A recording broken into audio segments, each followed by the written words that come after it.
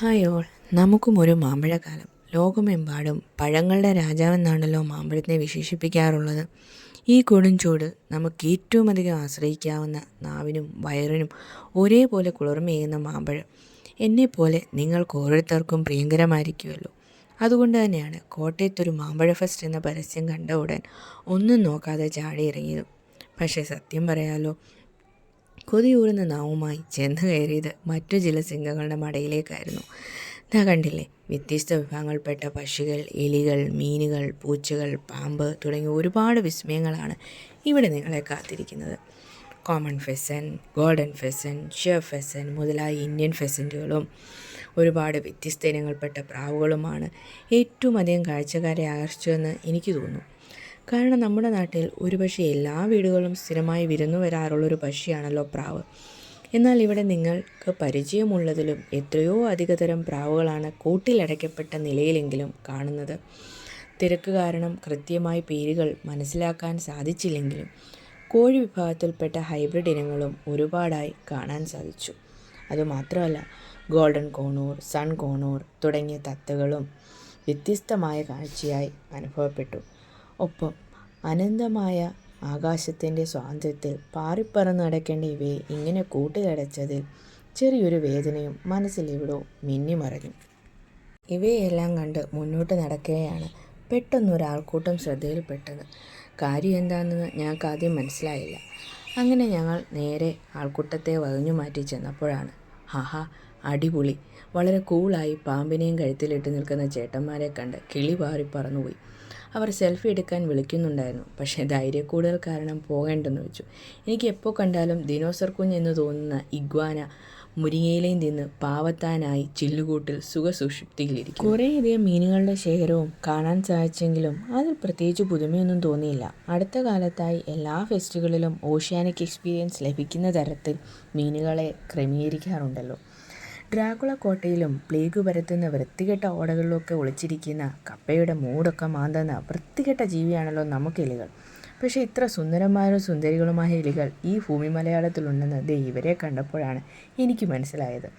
ഒപ്പം അപ്പുറത്തെ പൂച്ചകൾ വിശന്ന് വലഞ്ഞ് കൂട് പൊളിച്ച് പുറത്ത് ചാടി ഇവന്മാരെ പച്ചയ്ക്ക് തട്ടുമോ എന്നൊരു ചിന്തയും എനിക്ക് എവിടെ നിന്നോ തലയിലുദിച്ചു.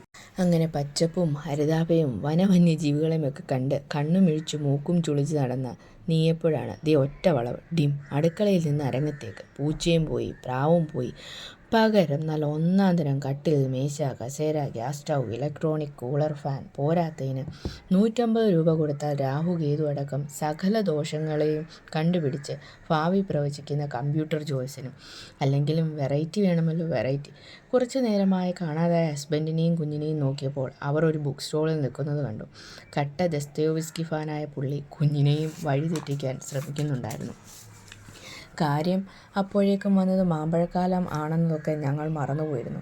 അങ്ങനെ കാഴ്ചകളൊക്കെ കണ്ട് ഇങ്ങനെ നടക്കവെയാണ് പഴയ കാലത്തുള്ള മുട്ടായികളും അതിൽ സ്റ്റോളുകളും ഒക്കെ കണ്ടത്.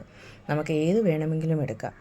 അങ്ങനെ നോക്കി വന്നപ്പോഴാണ് എത്തിപ്പോയി. എന്തുമാത്രം മാമ്പഴങ്ങളാണ്, പേര് കണ്ടില്ലേ. നമുക്കാകെ അറിയാവുന്നത് സേലം മാങ്ങ, മൂവാണ്ടൻ മാങ്ങ. ഇതുമാത്രമല്ല, ഇവിടെ നക്ഷത്ര മാങ്ങ, പ്രിയൂർ മാങ്ങ, നീലം മാങ്ങ, മല്ലിക, അങ്ങനെ കേരളത്തിൽ അറിയപ്പെടുന്ന ഒരുവിധപ്പെട്ട എല്ലാ മാങ്ങകളും ഇവിടെ ഉണ്ടെന്ന് തോന്നുന്നു. ഉള്ളത് പറയാലോ, വില കൂടുതലാണെങ്കിലും എല്ലാ മാമ്പഴങ്ങളും ടേസ്റ്റ് ചെയ്യാനുള്ള അവസരം അവർ തരുന്നുണ്ട്. കേരളത്തിലെ കൃഷിക്കാർ അവരുടെ ഫാമുകളിൽ നിന്ന് വിളവെടുത്ത മാങ്ങകളാണെന്ന് തോന്നുന്നു. ഇനി ഇതൊന്നും പോരാഞ്ഞ് അച്ചാറിടാൻ പാകത്തുള്ള പച്ച മാങ്ങകളും ഇവിടെ ഉണ്ടായിരുന്നു. കുടുംബശ്രീ ചേച്ചിമാർ നടത്തുന്ന പാചക സ്റ്റാളിന് മുന്നിൽ കുറച്ചു നേരം കൺഫ്യൂഷൻ അടിച്ച് നിൽക്കുന്നതാണ് നിങ്ങളീ കാണുന്നത്. ഇവിടെ എല്ലാവിധ ഐറ്റംസും ഉണ്ടായിരുന്നു. അപ്പം, ചിക്കൻ, മട്ടൻ, ചിക്കൻ ഫ്രൈ എന്ന് വേണ്ട എല്ലാവിധ ഐറ്റംസും ഉണ്ടായിരുന്നു. തൊട്ടപ്പുറത്ത് പായസമേള നടക്കുന്നു. വേറൊന്നും കൊണ്ടുള്ള പായസമല്ല, മാമ്പഴ പായസം തന്നെ. അതൊരു ഗ്ലാസ് വാങ്ങി 50 രൂപയായിരുന്നു.